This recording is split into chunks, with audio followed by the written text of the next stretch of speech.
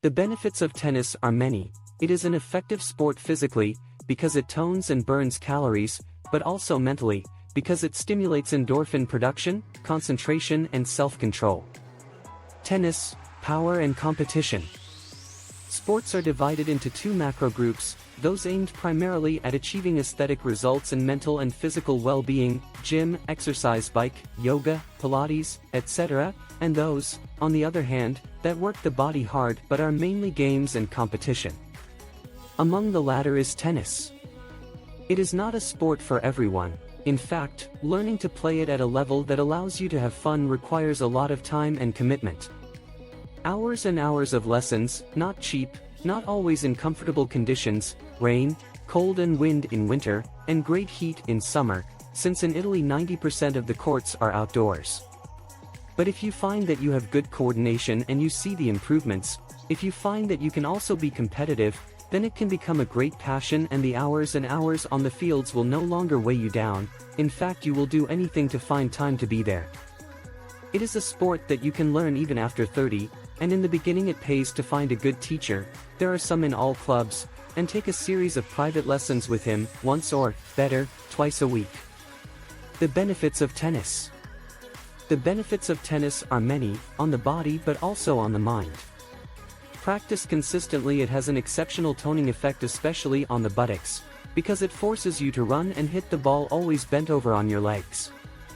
It is an aerobic sport, so it involves considerable caloric expenditure, especially because, being a fun game, time passes quickly and you can play for as long as 2 or 3 hours, unlike other sports, such as running, which, being a more monotonous activity, many people happen to practice with their eyes glued to the hand of the clock.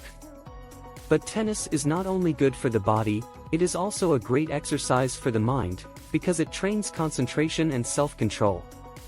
The racket is the companion to choose carefully if you decide to start playing the sport. Get advice from your teacher on which racket is best suited. Generally, for example, to a non-competitive woman I would recommend a weight not exceeding 300 grams, a two-handle, a simple model from Babolat or Yonex with monofilament strings strung at 22 kilograms. Shoes should be tennis-specific ones, to avoid slipping, but most of all to make the court masters hate you, because non-tennis shoes ruin the surface. We also advise you, to get passionate, to watch a few matches of Rafael Nadal. Hard not to be captivated by his way of moving, his energy, his fighting spirit. You watch him, and you are convinced that wanting is power. Getting to a competitive level to make tournaments and championships is possible. It takes years, but it is not impossible, even as an adult. As for clothing, the new technical materials that accelerate the evaporation of sweat, especially in hot weather, are advisable. For the rest, choose according to your aesthetic taste. Even on the internet, there are specialized sites with many proposals from the best brands. Contraindications. Tennis at the amateur level can be a very pleasant way to keep fit, although it has some contraindications, mainly because it is a lopsided sport. It can be contraindicated for those who suffer from back pain and, in general, if you choose to practice it, it is important that you keep your posture under control. If you have any discomfort, you can visit a good osteopath. In fact, muscles often work poorly and become inflamed because the constant asymmetrical movements put our physique out of alignment. A good osteopath will solve the problem quickly and help your physique regain its proper alignment on its own, too, as you become more trained.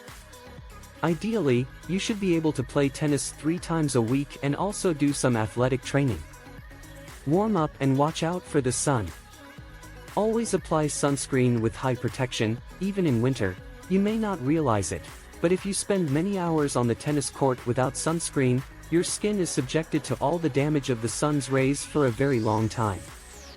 Always do a 15-minute warm-up before entering the court, especially in winter. A simple jog, some arm circles, and a few exercises to loosen up and warm up your back are enough.